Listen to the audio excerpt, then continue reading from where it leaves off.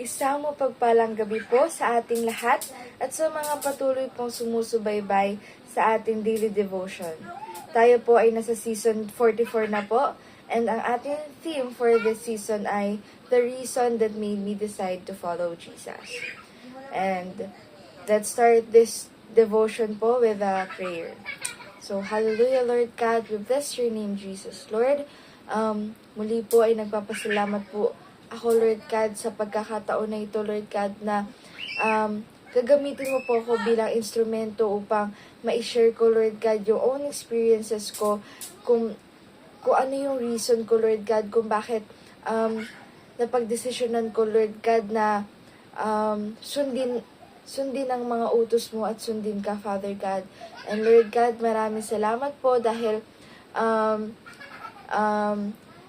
hindi mo po kami pinabayaan, Father God. And Lord God, naway lahat ng aking sambitin, Lord God, ay ikaw lamang ang maparangalan at ikaw lang po ang mapangiti namin ngayong gabi, na sa simpleng devotion na po ito ay maparangalan po ang iyong ngalan, Father God. And Lord God, sa lahat na makikinig, Lord God, sa lahat na makakarinig, Lord God, ng iyong salita ay tumanim ito sa pinakamalalim na bahagi ng kanilang mga puso, Father God.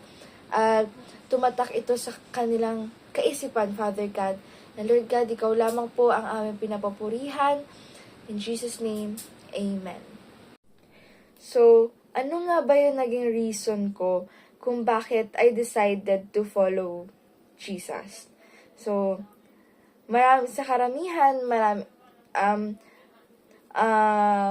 may alam na nagsimula po ako sa Sunday school. And so bata pa lang ako, nasa church na ako. Lumaki na ako sa church. And sa Sunday school, as a Sunday schooler noon, I have so many questions about God and I'm actually very curious about Him. Kung sino ba talaga siya, bakit siya pinapraise, bakit siya wini-worship, sobrang makapangyarihan ba siya? Or, yon, I have so many questions. And, actually, I have so many doubts din na, hindi ko kasi naman, syempre, as bata, parang ang hirap paniwalaan kasi hindi ko naman siya nakikita eh. Hindi ko naman, parang, ang hirap niya paniwalaan dahil lang hindi ko siya nakikita. Pero, as time goes by, maraming tinuturo sa amin na lesson yung mga Sunday school teachers, and that's where I parang nalaman kung sino ba talaga si Jesus, kung bakit siya sinusunod. And that time, hinuhubog na talaga kami ng mga teacher namin na parang maging parang mas lumalim pa yung relationship namin with God. And there was a time na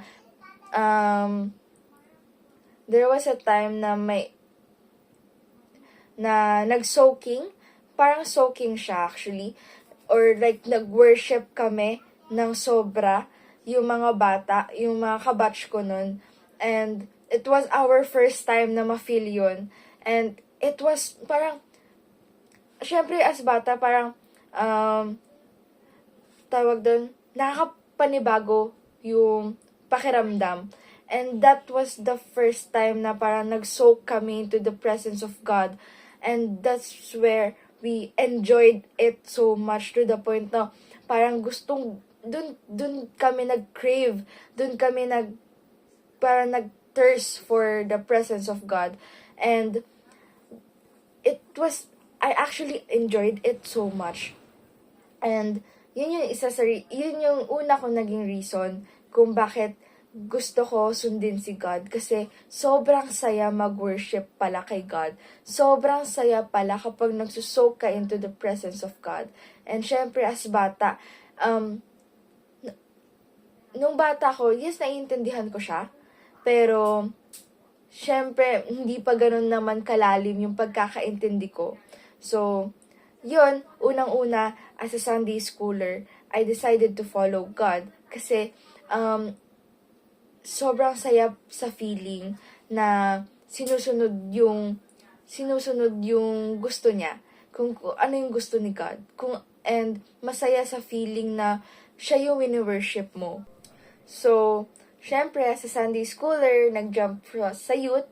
So, ngayon, I'm a member ako ng praise and worship, which is as a dancer. So, pangalawang reason ko why I decided to follow God is that I want to use the passion, that I want to use the gift that na binigay sa akin ni God as a form of worship, kay God, na dancing. I use dancing to worship God, na I decided to follow God para gamitin niya pa ako. And I decided to follow God because I know na ang purpose ko sa mundong ito is to worship Him, to praise Him, to use the gift that He gave me for Him. And 'di ba nga, nung Sunday schooler ako, sabi ko, sobrang saya mag-worship kay God. And indeed, totoo yun, na nagagamit ko yung kakayanan ko na binigay ni God para maibalik ko din sa Kanya kung ano yung, para ma-dedicate ko din yung sarili ko para kay God. And as a youth naman, kaya I decided to follow God because I want to share the word of God some other youths out there na hindi pa nakakakilala kay God. I want God to use me as an instrument para mapalawak yung kingdom niya, para mas maraming makakilala sa Kanya. I want to be parang maging inspiration sa youth na hindi balakid yung edad para hindi ka na makapag-share ng word of God sa iba. And God always reminds me that there's no turning back. Nung time na nag-decide ako na yes, I follow God, niremind na sa akin agad yun na there's no turning back. Hindi ka na pwedeng umalis. Kasi it is a lifelong commitment na following God may not be that easy. Hindi siya madali dahil maraming obstacles na pagdadaanan yan. Maraming mag-challenge ng faith mo.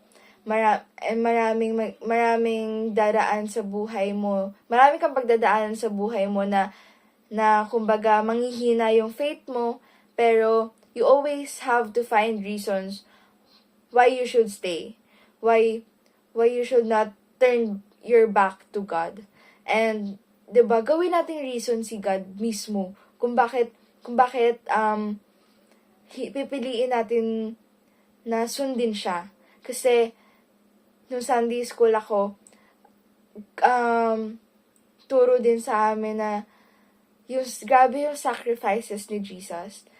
Grabe yung sacrifices niya sa atin, na binayaran niya yung kasalanan na hindi naman niya ginawa. 'Di ba? And that's enough reason and that's enough na reason why we have to decide that na kung bakit natin i-follow si God. And reminder sa ating lahat na it is never too late to decide to follow Jesus. And it is never too early then for us to decide to follow Jesus. Paano ko nasabi na it is never too late? Kasi sinasabi din sa Bible, 'di ba, na we can ask for forgiveness, we can repent to our sins, and ask for a new beginning. Hindi dahil late mo na nakilala si Jesus ay there's no chance to masave ka pa. Kasi hanggat nabubuhay ka, hanggat may hininga ka, is may new beginning, and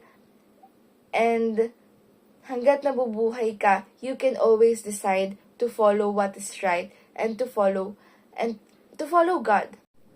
And paano ko nasabi na it is never too early to follow God?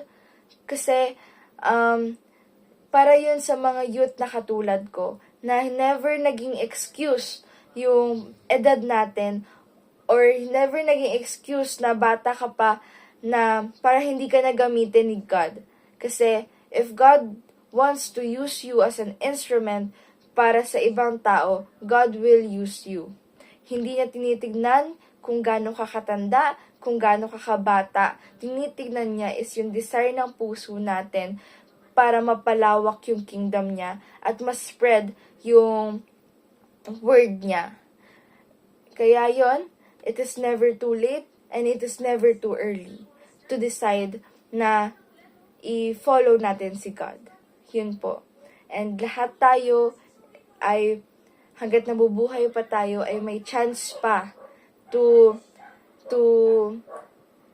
decide the path, to decide to follow kung ano yung path na ginawa ni God for us. So, yung naging reason ko kung bakit I decided to follow Jesus is Jesus itself. Na enough reason na yung sinacrifice niya yung buhay niya para sa akin. And wala ko ngayon dito kung wala siya. Kaya, 'di ba? I decided to follow him kasi grabe yung ginawa niya sa buhay ko. And alam kong may gagawin pa siya sa buhay ko, sa future. And yun din yung gagawin niya sa ating lahat. Yun po. So, let's end this short devotion with a prayer. Hallelujah, Lord God. We bless your name, Jesus, Lord. Maraming salamat po sa gabing ito na ipinagaloob niyo po sa amin, Father God. Thank you for your presence, O God. Thank you for your undying kindness, Lord God. Your unconditional love for all of us, Father God. Maraming salamat, Lord God, sa blessings, Lord God, na ibinigay niyo po, Lord God, sa amin. Thank you for your protection and guidance sa araw na ito, Lord God. Maraming salamat, Father God, dahil hindi niyo po kami pinabayaan, Father God. And Lord God, maraming salamat dahil hindi niyo po kami iniiwan sa mga panahon na kailangan ka namin, Father God. Maraming salamat, Father God, dahil